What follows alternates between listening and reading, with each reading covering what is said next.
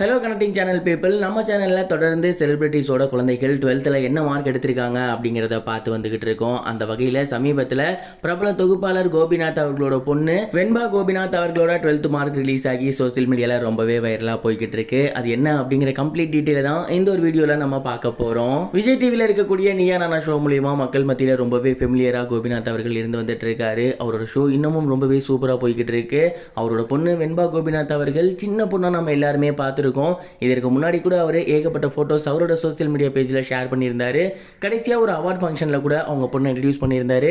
அப்போ தான் எல்லாருக்குமே தெரிஞ்சிச்சு கோபிநாத்தோட பொண்ணு இவ்வளோ வளர்ந்துட்டாங்களா அப்படின்னு.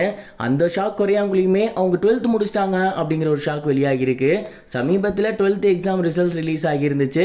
ஏகப்பட்ட செலிபிரிட்டிஸ் குழந்தைகள் எழுதியிருந்தாங்க. அதில் கோபிநாத் அவர்களோட பொண்ணு வெண்பா அவர்களும் எழுதியிருந்தாங்க.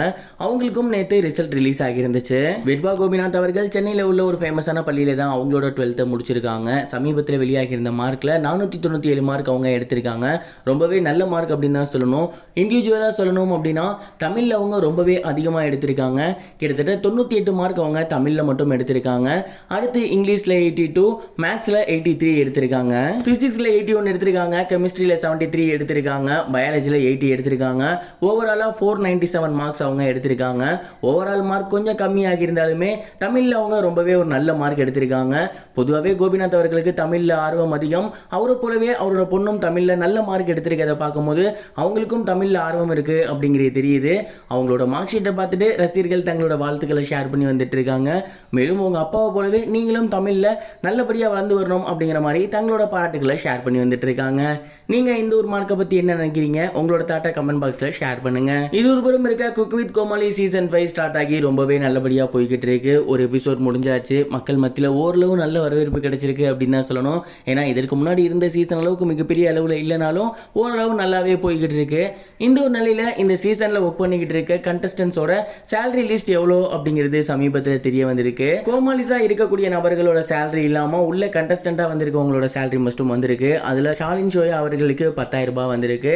அதே போல் அக்ஷய் கமல் அவர்களுக்கு டெய்லி சேலரியா 10,000 ரூபாய் வந்திருக்கு. பூஜா வெங்கட்டுக்கு 9, திவ்யா துரைசாமிக்கு 12, ஸ்ரீகாந்த் தேவா அவர்களுக்கு 10,000 ரூபாய் சம்பளமா பேசப்பட்டிருக்கு. யூடியூபர் இர்ஃபானுக்கு 15,000 ரூபாய் சம்பளமா பேசப்பட்டிருக்கு. விடிவி கணேஷ் அவர்களுக்கு 15,000 ரூபாய் சம்பளமா பேசப்பட்டிருக்கு. வசந்த் அவர்களுக்கு 10,000 ரூபாய் பேசப்பட்டிருக்கு. இங்க இருக்கிறதுலேயே அதிக சேலரி பேசப்பட்டது யாரு அப்படின்னா சுஜிதா அவர்கள் தான். அண்ட் அது மட்டும் இல்லாம பிரபல ஆங்கரான பிரியங்கா தேஷ்பாண்டே இவங்க 2 பேத்துக்கும் தான் கிட்டத்தட்ட அதிக சேலரி பேசப்பட்டிருக்கு.